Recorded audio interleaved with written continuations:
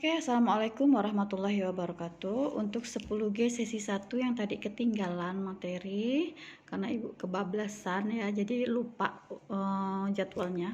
Oke, ini kita akan masuk ke bab 3 tentang vektor dan operasinya. Yang pertama kita akan bahas tentang panjang dan arah vektor ya. Nah, di sini ada Ibu gambarkan vektor AB, maka di sini disebut pangkal vektor.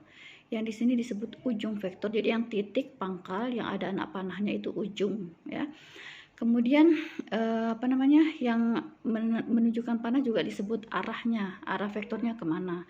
Nah, notasi vektor atau vektor itu bisa dituliskan dalam beberapa notasi. Yang pertama, misalnya ini vektornya, maka untuk notasinya bisa pakai AB, ada anak panah di atas, kemudian tanpa anak panah tapi tulisannya ditebalkan, atau bisa juga menggunakan A kecil, tipis, tidak tebal tapi pakai anak panah, atau A saja tebal tanpa anak panah, atau biasanya pakai huruf A besar.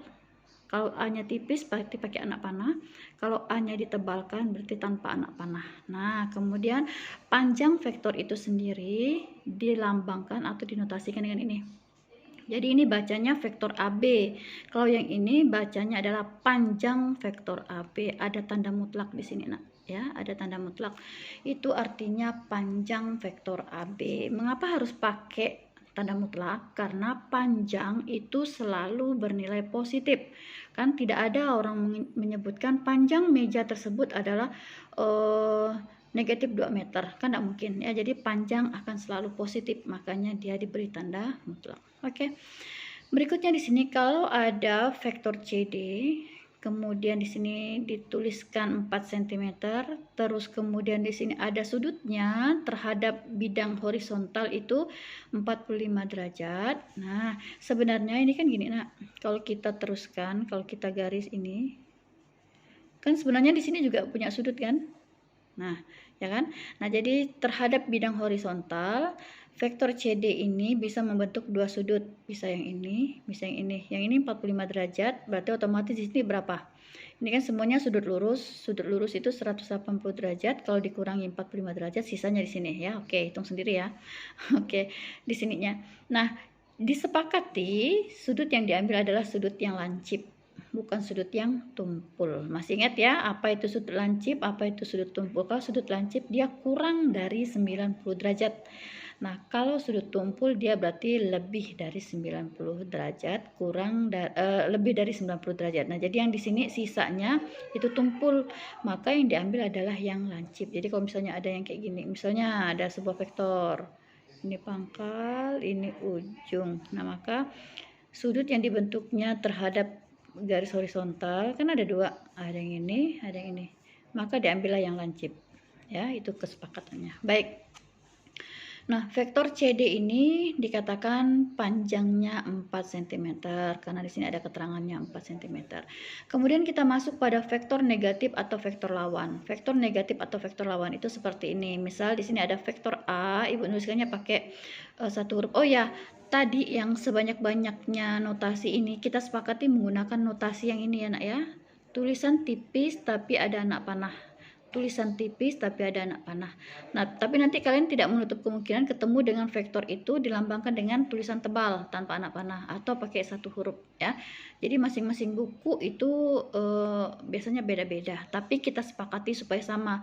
Nanti kan Ibu yang bingung ngoreksi, nanti si A pakai ini, si B pakai ini, yang ngoreksinya yang bingung ya, Nak ya. Jadi kita sepakati menuliskan vektor pakai yang ini notasinya ya.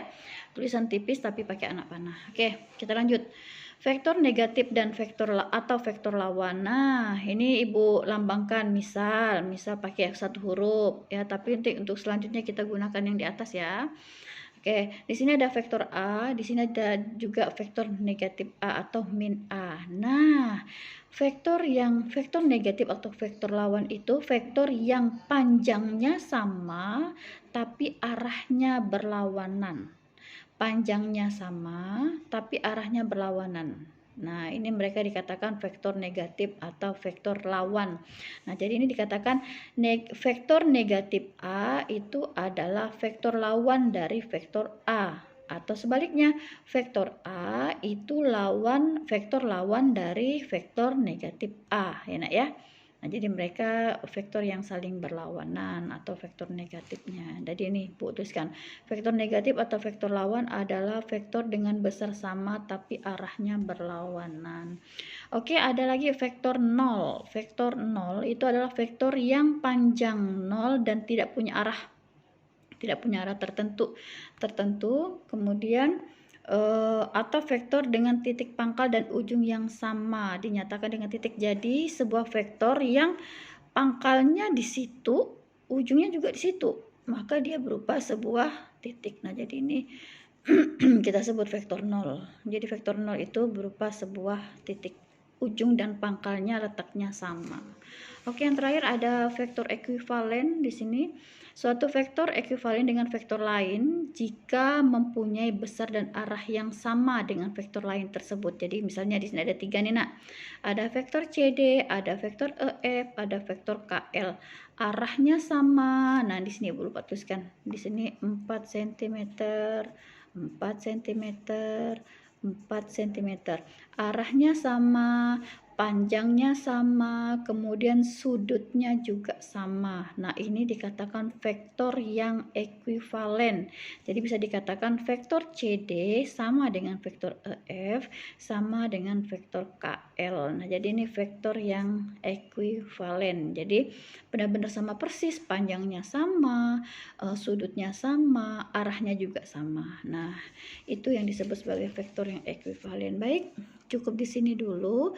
Baru pengertian-pengertian saja. Untuk hitung-hitungannya nanti kita masuk pada ini, operasi vektornya ya. Oke, terima kasih. Assalamualaikum warahmatullahi wabarakatuh.